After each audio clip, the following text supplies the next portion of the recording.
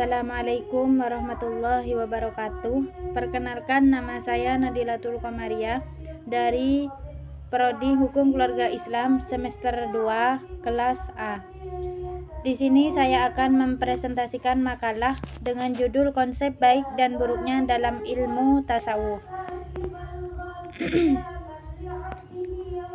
Bab 1. Pendahuluan. Latar belakang. Akhlak merupakan salah satu aspek penting dalam ajaran Islam yang menentukan baik dan buruknya perilaku manusia. Dalam Islam, akhlak tidak hanya berkaitan dengan interaksi sosial, tetapi juga dengan hubungan manusia kepada Allah Subhanahu wa Ta'ala.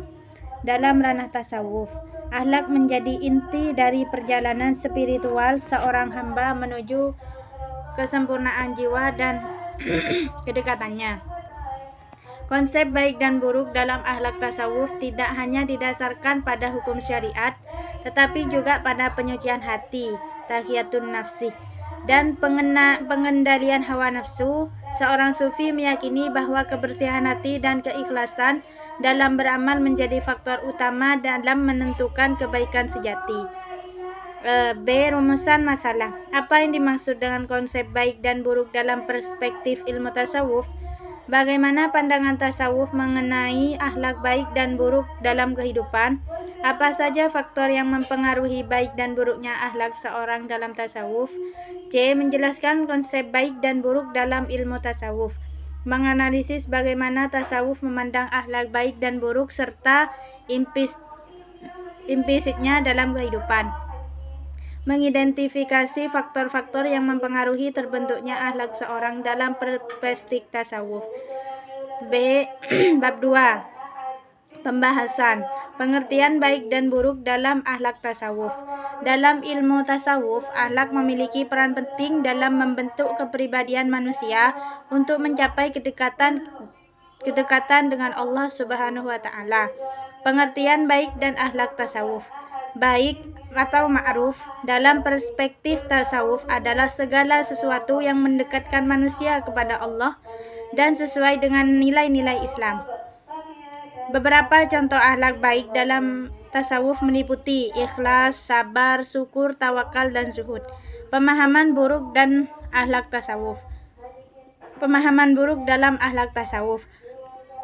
Buruk atau munkar dalam tasawuf adalah segala sesuatu yang menjauhkan manusia dari Allah dan merusak kesucian hati. Beberapa contoh akhlak buruk dalam tasawuf yaitu riya, hasud, takabur, hubud dunya. Ukuran baik dan buruk dalam akhlak tasawuf. Dalam akhlak tasawuf, ukuran baik dan buruk tidak hanya didasarkan pada norma sosial atau hukum syariah, tetapi lebih dalam lagi, yaitu pada tingkat keikhlasan hati dan hubungan seseorang dengan Allah. Berikut adalah beberapa ukuran baik dan buruk dalam akhlak tasawuf. Ukuran kebaikan dalam akhlak tasawuf: ikhlas, takwa, tawaddu, sabar dan ridho, muraqabah atau kesadaran akan pengawasan Allah, kasih sayang dan cinta, zuhud, tidak terkait dengan dunia. Ukuran keburukan dalam akhlak tasawuf yaitu riya, ujub, hasud, takabur,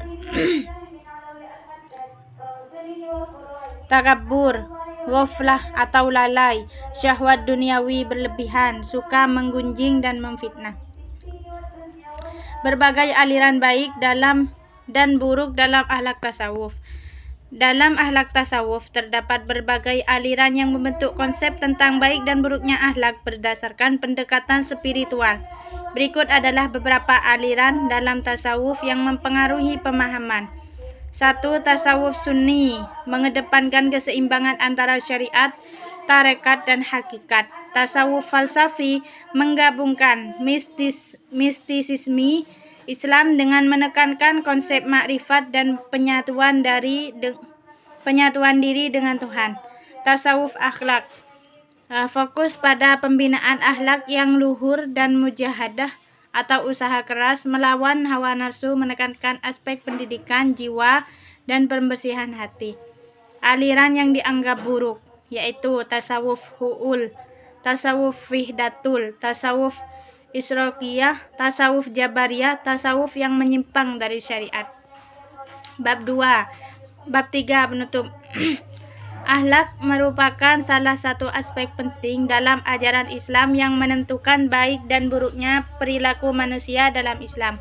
Akhlak tidak hanya berkaitan dengan interaksi sosial, tetapi juga dengan hubungan manusia kepada Allah.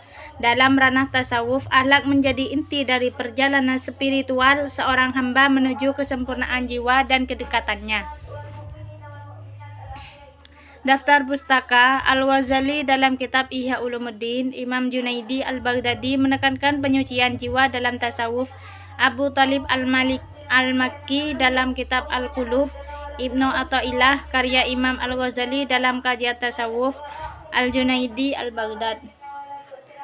Mungkin hanya itu yang bisa kami sampaikan, kurang lebihnya mohon maaf yang sebesar-besarnya.